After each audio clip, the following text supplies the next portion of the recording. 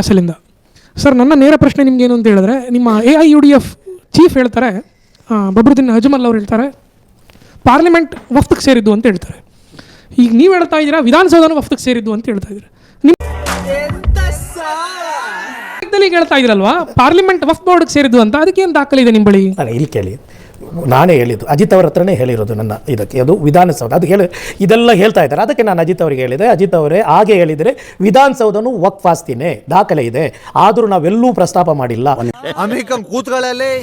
ಈ ಟೈಮಲ್ಲಿ ಕಾಮಿಡಿ ಬೇಕಾ ಸರ್? ಆ ರೀತಿಯಲ್ಲಿ ಪಾರ್ಲಿಮೆಂಟ್ ಅಜ್ಮಲ್ ಅವರು ಹೇಳಿರ್ಬೋದು.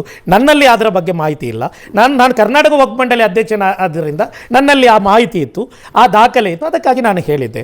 ಅದರ ಅರ್ಥ ವಿಧಾನಸೌಧ ನಾಳೆನೆ ಕೊಡಬೇಕು ಅಂತ ನಾವೆಲ್ಲೂ ಹೇಳಿಲ್ಲ. ಶಫೀಸ್ ಆದರೆ ನೀವು ವಿಧಾನಸೌಧ ಪಾರ್ಲಿಮೆಂಟ್ ನಮ್ಮದು ಅನ್ನೋದು, ಇನ್ಯಾರೋ ಕಾಬಾ ಒಳಗೆ ಶಿವಲಿಂಗ ಇದೆ ಅನ್ನೋದು, ಎರಡನ್ನೂ ನಾನು ಸಮಾನವಾಗಿ ಕೇಳಿಸ್ಕೊಂಡು ಸುಮ್ಮನೆ ಆಗ್ತೀನಿ. ಅಲ್ಲ ಅದು ಬೇರೆ, ಅದು ಬೇರೆ.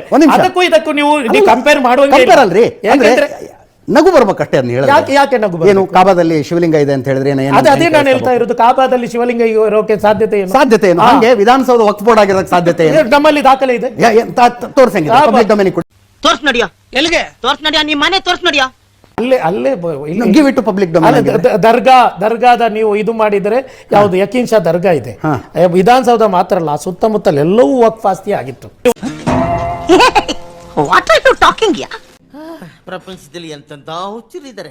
ನೀವು ಅಲ್ಪಸಂಖ್ಯಾತರಂತ ನೀವು ಘೋಷಿಸ್ಕೊಳ್ತೀರಾ ಎಲ್ಲ ಕಡೆಗೂ.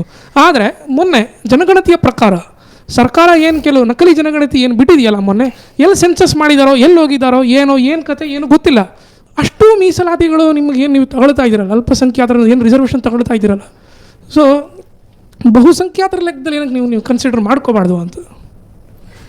ಇದು ಧರ್ಮಾಧಾರಿತ ಅಲ್ಪಸಂಖ್ಯಾತರೇ. ನಾವು ಭಾರತದಲ್ಲಿ 25 ಕೋಟಿ ಇರೋದು, ಭಾರತದ ಜನಸಂಖ್ಯೆ ಎಷ್ಟಿದೆ? ಅಲ್ಪಸಂಖ್ಯಾತರೆ. ಅದರೊಟ್ಟಿಗೆ ನೀವು ಹೇಳ್ತಾ ಇದ್ದೀರಾ ಏನು ನಮಗೆ ಮೀಸಲಾತಿ ಇತ್ತು, 4% ಮೀಸಲಾತಿ ಇತ್ತು. ಆ ಮೀಸಲಾತಿ ಅಡಿಯಲ್ಲೇ ನಮ್ಮ ಮಕ್ಕಳಿಗೆ ಶಿಕ್ಷಣಕ್ಕೆ ಉದ್ಯೋಗ ಸಿಕ್ಕಿಲ್ಲ, ಆ 4%ಅಲ್ಲೇ ಸಿಕ್ಕಿಲ್ಲ. ಬಂದಂಥ ಎಲ್ಲ ಸರ್ಕಾರಗಳು ನಮಗೆ ಮಾಡಿರೋದು ಅನ್ಯಾಯನೇ ಮುಸ್ಲಿಂ ಸಮುದಾಯಕ್ಕೆ. ಬರೇ ಹೇಳಿರೋದು ಮುಸ್ಲಿಂ ಸಮುದಾಯದ ಅಪೀಸ್ಮೆಂಟು ಅದೇ ರೀತಿ ಅದು ಅಂತ, ಎಲ್ಲ ಸರ್ಕಾರಗಳು ಮುಸ್ಲಿಂ ಸಮುದಾಯಕ್ಕೆ ಅನ್ಯಾಯನೇ ಮಾಡಿರೋದು. ಸಬಾಸ್ ಕಣೆ, ನೋಡ್ದ ಹೆಂಗ್ ಎಗ್ಗರ್ ಸ್ವದ್ದ ಊಡ್ಸ್ತಪ್ನೆದಗೆ ಅಲಲ್ಲ 4% ಸರಿಯಾಗಿ ಕೊಟ್ಟಿಲ್ಲ. ನಮ್ಮ ಅಲ್ಪಸಂಖ್ಯಾತರ ಜನಸಂಖ್ಯೆ ಆಧಾರದ ಮೇಲೆ ನಮಗೆ 8% ಸಿಗಬೇಕು ಎಂಬ ನಮ್ಮ ಬೇಡಿಕೆ, ಅದು ನ್ಯಾಯವಾದಂಥ ಬೇಡಿಕೆ. ಅದು ತಾತನ ಮನೆ ದುಡ್ಡೇನೋಗ್ಬೇಕು, ಅರ್ಥಶಾಸ್ತ್ರದ ಆ ಗೊತ್ತಿಲ್ಲ, ಈ ಗೊತ್ತಿಲ್ಲ, ಊ ಗೊತ್ತಿಲ್ಲ, ಮಾ ಗೊತ್ತಿಲ್ಲ, ಇವಕ್ಕೆ ಬುರುಡೆ ತಗೊಂಬಂದು ಸುಮ್ಮನೆ ಬಿಡ್ತಾ ಇರ್ತಾನೆ ರೈಲನ್ನು ಕೂತ್ಕೊಂಡು. ಏನು ನಾನು ಹೇಳೋದು, ನೀವು BJP ಸೆಲ್ ಇದಲ್ವಾ, ನೀವು ಮುಸಲ್ಮಾನರಿಗೆ ಇದು ಏನು ಕೆಲಸ ಮಾಡಿ ನಿಮ್ಮ ಇದಕ್ಕೆ ಮುಸಲ್ಮಾನರು ಓಟೆಲ್ಲ ತಗೊಳ್ಳಿ, ಮತ ತಗೊಳ್ಳಿ, ಏನಿದ್ರು ಇದು ಆಲ್ಟರ್ನೇಟಿವ್ ಏನು ನೀವು ಹೇಳ್ತಾ ಇರೋದು? ಅಧಿಕಾರ, ಅದೇ ರೀತಿ ಪವರು. ನಿಮಗೂ ಮುಸಲ್ಮಾನರನ್ನು ಇದು ಮಾಡುವುದು ಯಾಕೆ? ನಿಮಗೆ ಹಿಜಾಬು, ಗೋಹತ್ಯೆ, ಅದೇ ರೀತಿ ಮತಾಂತರ, ಇದರಲ್ಲೇ ಯಾಕೆ ಹೋಗ್ತೀರಾ ನೀವು? ನೀವು ಮುಸಲ್ಮಾನರನ್ನು ವಿಶ್ವಾಸಕ್ಕೆ ತಗೊಳ್ಳಿ. ನೀವು ಸಾಧ್ಯ ಇಲ್ಲ ಈಗ. ಯಾಕೆ ಆಗಲ್ಲ? ಏನಾಯ್ತು? ಆಗಲ್ಲ ಬೇಡ, ಅದು ಯಾಕೆ ಬೇಡ ಸರ್? ಆಗಲ್ಲ ಸರ್. ಈಗೇನು ಅಂದ್ರೆ ಅನ್ವರ್ ಮಾಲಿಪಾಡಿ ಅವರು ವರದಿಯಲ್ಲಿ ಏನಿದೆ ಅಂದ್ರೆ, ಕಾಂಗ್ರೆಸ್ಸಿನ ಮಹಾನಾಯಕರುಗಳು ಹಾಗೂ ಶ್ರೀಮಂತ ಮುಸಲ್ಮಾನರು ವಕ್ಫ್ ಆಸ್ತಿಯಲ್ಲಿ ಸಾವಿರಾರು ಕೋಟಿ ನುಂಗಿದ್ದಾರೆ.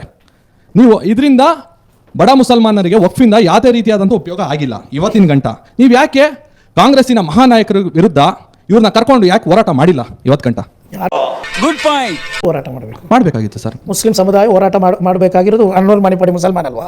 ಅವರು ಹೋರಾಟ ಮಾಡಿದ್ದಾರೆ. ನೀವು ಬಡ ಮುಸಲ್ಮಾನರಿಗೆ ಇದರಿಂದ ಅನ್ಯಾಯ ಆಗಿದೆ ಅಲ್ವಾ? ನೀವು ಯಾಕೆ ಕರ್ಕೊಂಡು ಹೋರಾಟ ಮಾಡಿಲ್ಲ ಕಾಂಗ್ರೆಸ್ ನಾಯಕರ ವಿರುದ್ಧ? ಚೆನ್ನಾಗಿ ತಿಂದಿ ತೆಗಿದ್ದಾರೆ. ಹೌದು ತಂದಿದ್ದೀನಿ. 4 ಹೆಸರು ಹೇಳ್ರಿ, 4 ಹೆಸರು ಹೇಳ್ರಿ. ಹೆಸರು ಹೇಳುದು ಬೇಡ, ಬರ್ಲಿ ಅಜಿತ್. ಮೀಟರ್ ಬೇಕು, ಮೀಟರ್